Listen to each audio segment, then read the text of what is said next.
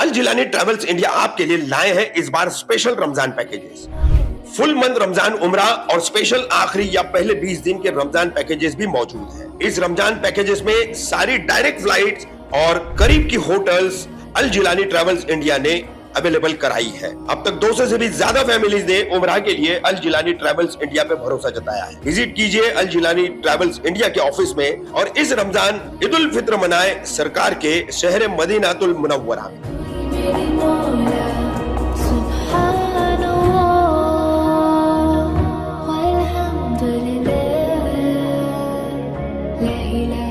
शील फाटा स्थित ईसाई प्रार्थना सभा को लेकर उभरा विवाद, क्रिश्चियन एकता सामाजिक संगठन ने उठाई आवाज।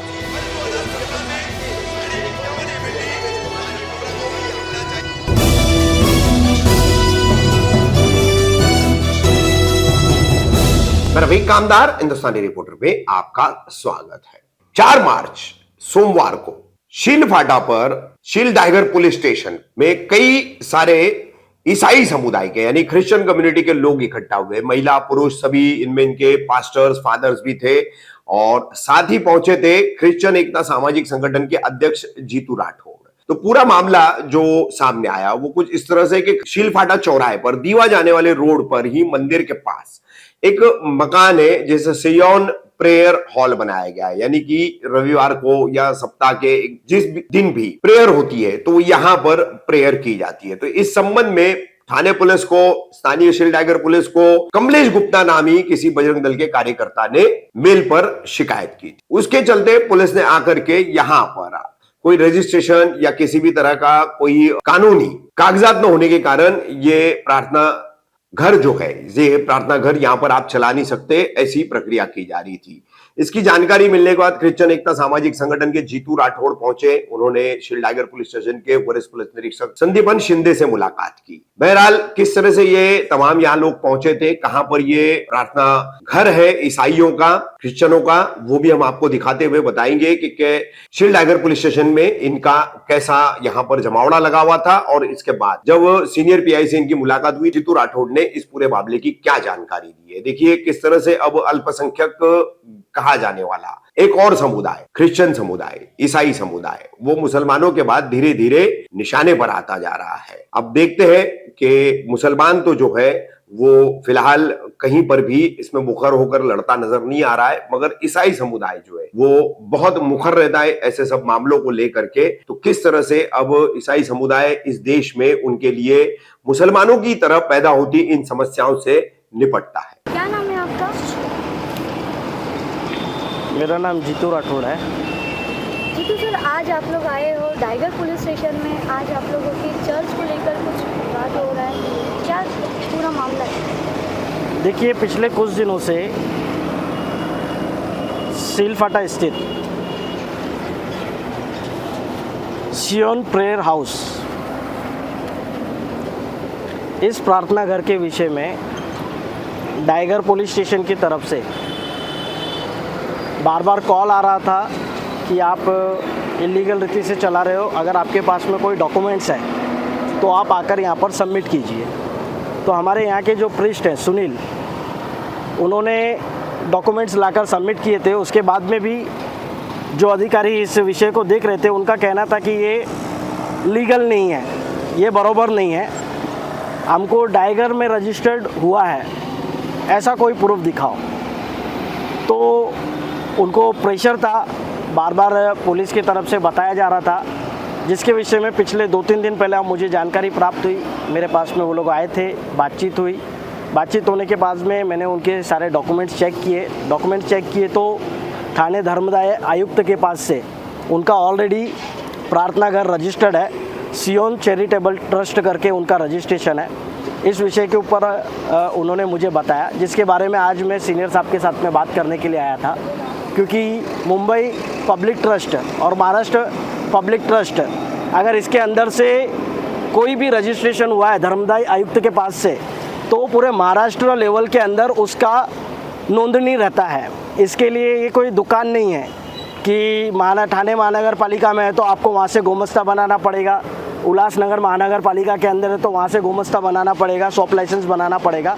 ये एक धार्मिक विधि यहाँ पर होती है, प्रार्थना चलती है। चर्च भी नहीं, ये एक प्रार्थना का स्थल है और प्रार्थना करने के लिए कोई भी किसी को रोक नहीं सकता है। फादर के ऊपर प्रेशर था कि अगर आप डॉक्यूमेंट नहीं देते हो तो आपको ये बंद करना पड़ेगा।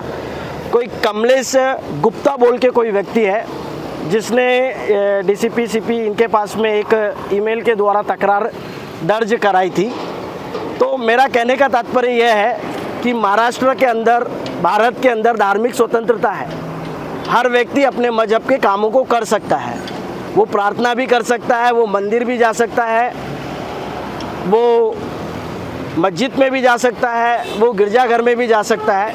लेकिन भारत का, महाराष्ट्र का, ठाणे डिस्ट्रिक्ट का, मुंब्रा, कड़वा, दीवा का एक माहौल किस प्रकार से धार्मिक रीति से खराब किया जाए, उसके पीछे कुछ समाज कंटक लोग लगे हुए हैं।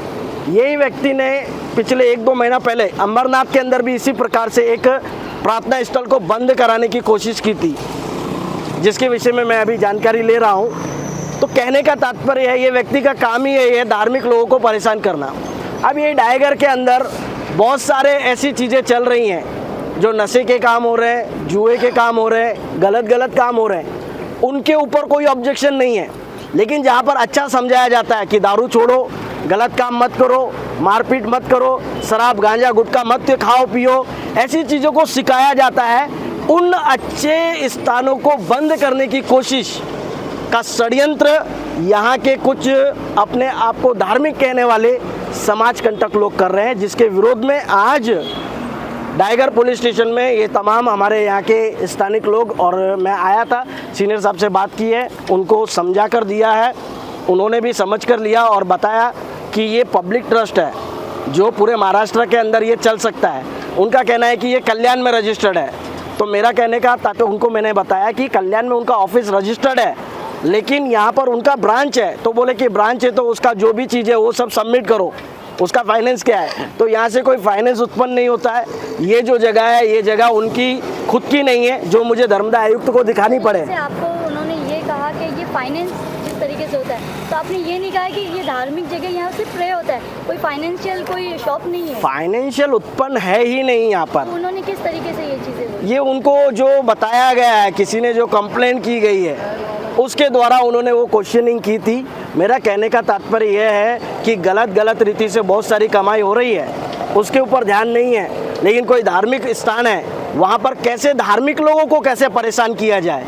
कभी कभी मुझे ऐसा लगता है कि ये 2014 के बाद में अधिकतर माइनॉरिटी को किस प्रकार से टारगेट किया जाए, मुस्लिम समाज को किस प्रकार टारगेट किया जाए, क्रिश्चियन समाज को किस प्रकार टारगेट किया जाए, उसका ये एक षड्यंत्र का भाग है। इस प्रकार के काम हम बिल्कुल सहन नहीं करेंगे और हमारी प्रार्थनाओं को, जो संवैधानिक हमारा हक है, उसको अगर कोई रोकता है, उसके विरोध में खड़े होने का काम हमारा संगठन करेगा।